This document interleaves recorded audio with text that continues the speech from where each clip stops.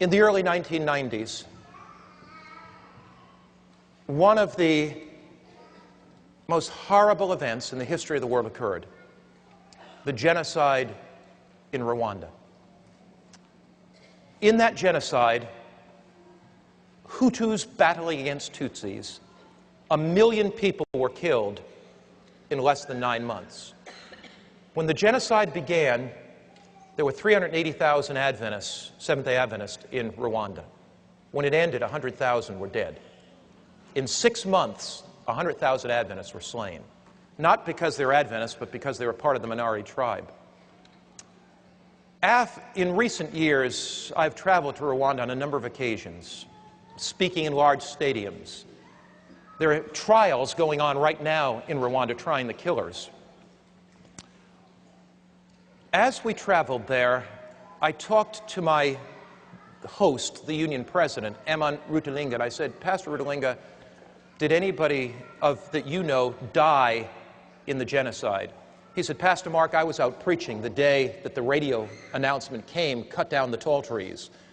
And when the radio announcement came, cut down the tall trees, tens of thousands of militia, largely young people with machetes, ran through the streets, killing every Tutsi they could see. The killing was so great that the bodies stacked up in the streets and dogs came and ate them. The killing was so great that they threw thousands of bodies into the river, and the river was clogged with bodies." Pastor Rutalinga was out preaching as union president. The militia came into the church, brought out his wife, his 3 children, his grandchildren, and killed them outside the church that day. I talked to the conference president. "Did you lose anybody?" He said, "Yes, I did." I said, "Who did you lose?" He said, "I lost my wife, my 7 children." I talked to my driver. "Did you lose anybody?" "Yeah, I lost 47 members of my family. I'm the only one that survived." As I talked to them, Pastor Eman Rutalinga said to me, he said, "Mark, I want you to meet a woman. And when you meet her, your life will be changed forever. Her name is Adele Selfu." And so we got in the truck and we went out this rough road, back country, outside of Kigali in Rwanda. And Pastor Rutalinga told me the story as we went. This woman had been with her husband when the killers came, and she held his hand as they put a machete and split his head open, and as they hit him in the neck and they murdered him. She was there. And Pastor Eman Rutalinga said, "Mark, I believe she will tell you the story." As I walked into her house, I saw a picture of her pastor, Seventh-day Adventist pastor, husband on the wall. And in respect, I simply walked over and stood and looked at the picture. And I thought about what it would be like if I were holding my wife's hand and somebody ran to me, and the horror that she would go through as they split my head open with a machete. As we sat down, we made small talk for a while, and Mrs. Selfu came in the room. And I broached the subject very carefully. I said, "Sister Selfu, I understand you were with your husband when the militia hacked him to death. It may be very difficult to talk about it, but would you like to share it with me?" She began to cry, and she said, "Pastor, I'll share it." She said, "We got word that the militia was coming closer and closer to our village. We fled with 45 others to a Catholic church in the basement. We thought it would be a hiding place and they may go by the church. As we were in the basement, the militia came in with machetes. They began to hack and hack and hack. Actually, there were 60 people in the room. 45 were killed immediately." She said, "I held my husband's hand and somebody came and just hit him with a machete, and the blood from his head splat all over me. She said, it was horrible, Pastor. And then the person took the machete and hit me in the head." She pulled back her beautiful black hair, and I saw a scar that began here and went down the center of her head. She said, "Pastor, they then hit me in my wrist, trying to chop off my wrist." She held up her wrist. It was just flapping around. She said, "Pastor, then they hit me on the shoulder." And she pulled down her dress a little bit, and I saw the scar on her shoulder. She said, "They left me for dead. And my body lay among the dead bodies for 3 days. At the end of 3 days, the militia had moved on. So," she said, "villagers came to bury the dead. Somebody, before they buried me, felt my pulse, and I still had a pulse. So they took me I was unconscious. They began to nurse me back. Pastor, I was in and out of hospitals for 3 years. By this time, the forces from outside of Rwanda that were in the Congo fought their way back, liberated the country, and they built 18 prisoners for the murderers, and they put 180,000 people in prison. Mrs. Selfo took 3 years to get back to health, but by now there was stability in the country. And she said to me, Pastor Mark, I have to make a decision of whether I'm going to be a bitter, angry old woman or not. And she said, I made a decision that my husband's death would not be in vain.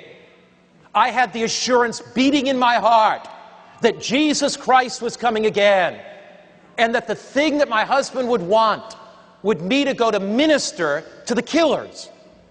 So, Pastor, there's a prison not far from this village, and I became the mother of that prison. I would go in and bring blankets into the prison because of the cold nights. I would go in and bring food to the prison. I began studying the Bible with the prisoners. These were killers. One day, Pastor, I was in the prison. A young man fell at my feet, and he began to kiss my feet. And I looked at his face, and he said, do you remember me?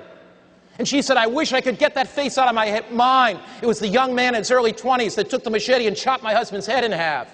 It was the young man. I never knew he was in that prison. I never thought that I would see him again. It was the young man that took the machete and put the scar in my head and gave me such pain. And he said, would you forgive me? And she said, I picked him up and I hugged him and I said, I will forgive you. Pastor, I studied the Bible with him for 6 months. Pastor, he stood up before the whole prison, and we assembled all the prisoners in the prison yard the day of his baptism, and he confessed his sin. Pastor, we baptized him. Now, Pastor, he got amnesty after a few years and was let out of the prison. But here's the problem. His father and mother were killed in the genocide. He had no place to live. Pastor, I adopted him as my son. Would you like to meet him? My heart was beating. Beads of perspiration stood out of my head. I looked at the pastor's picture, who this man had killed. I thought a killer was going to walk through the door. And Lewis walked through the door. A gentle smile on his face, a sparkle in his eyes. And Mrs. Selfo walked over and put her arms around him. And she said, let me introduce you to my adopted son. She said, one day when Jesus comes, all the suffering will be worth it all. One day that Jesus comes, all the heartache will be worth it all. One day that Jesus comes, all the burdens will be worth it all. One day when Jesus comes, the past will be gone. She said, what inspires me is the forward look.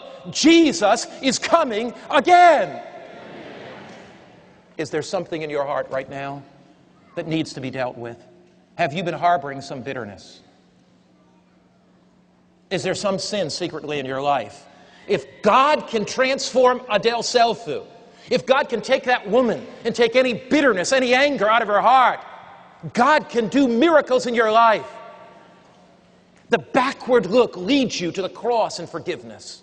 The upward look leads you to receive the power of the living Christ in His care. The forward look leads you to put aside anything that would keep you from being ready for the coming of Jesus. There is nothing worth clinging to. As we bow our heads to pray, is there somebody here today that you just want to lift your hand and say, Lord, I need the forgiveness. I need the forgiveness that you only can give. Lord, I need that forgiveness. I need that freedom from guilt.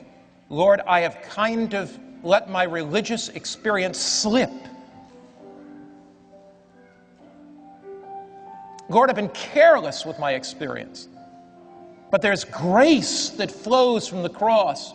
There's mercy and forgiveness that flows from the cross. Lord, I lift my hand just now, and I say, Lord, grant to me your forgiveness and mercy, and I want this day to be a day of new beginnings for me. Would you just raise your hand? Let me make it plain and specific. This first appeal, somebody that drifted away, somebody that has some guilt in their life, somebody that needs God's forgiveness and grace, and you're saying, I can't leave this auditorium without lifting my hand and saying, God, grant me your grace. Just lift your hand.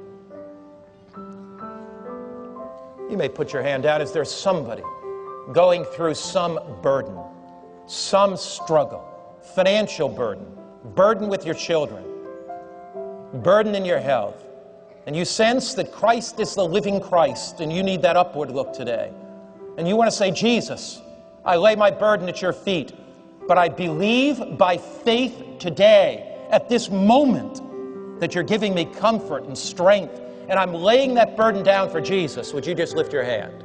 Some burden you need to lift down. Now, you're not lifting your hand and you're saying, oh, I hope Jesus may sometime in the future deliver me from the burden. No, you're saying, I believe right now Christ is giving me peace.